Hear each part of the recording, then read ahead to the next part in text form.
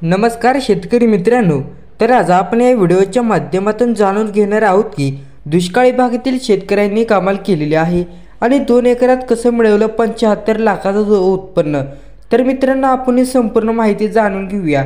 तत्पूर्वी टॅग मराठी ओंकार या यूट्यूब चॅनलवर नवीन असाल तर चॅनलला सबस्क्राईब करून बेल आयकॉन प्रेस करा। शेतकरी मित्रांनो, सध्याच्या दुष्काळी भागातील शेतकरी हे आधुनिक तंत्रज्ञानाच्या माध्यमातून शेतीतून चांगले उत्पन्न मिळवत आहेत। सातारा जिल्ह्यातील दुष्काळी भागातील शेतकरी जालिंदर सोळसकर हे ढोबळी मिरचीच्या शिमली मिरची शेतीतून लाखोंची कमाई करत आहे। कोरेगाव तालुक्यातील सोळशी येथे त्यांनी 2 एकर शेतीतून तब्बल 75 लाखांचे उत्पन्न घेतलेले आहे। सोळसकर यांची ही शेती दुष्काळी भागातील अनेक शेतकऱ्यांसाठी प्रेरणा ठरत आहे। कोरेगाव तालुक्यातील सोळशी परिसराची दुष्काळी भाग म्हणून ओळख आहे।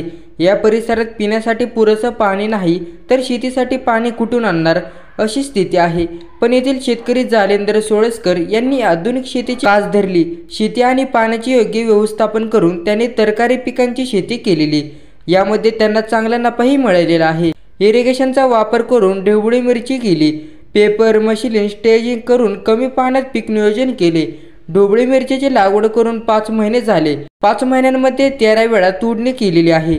जवळपास एका तोडणीमध्ये तब्बल 13 टन माल निघाला। आतापर्यंत 150 टन मालाची तोडणी करून ती विक्री देखील केल्याचे सोळसकर यांनी सांगितलेले आहे। तर कसं केलं होतं नियोजन? ढोबळी मिरचीचा प्लॉट हा प्रामुख्याने 2 ते 3 महिने चालतो, मात्र सोळसकर सांगतात की त्यांचा प्लॉट 8 महिने चालवणार आहे। या ढोबळी मिरचीची लागवड करताना योग्य काळजी घेतलेली, सेकिंग भुरी यासारख्या कोणत्याही हानी होणार नाही यासाठी वेळोवेळी औषध फवारणी केलेली होती।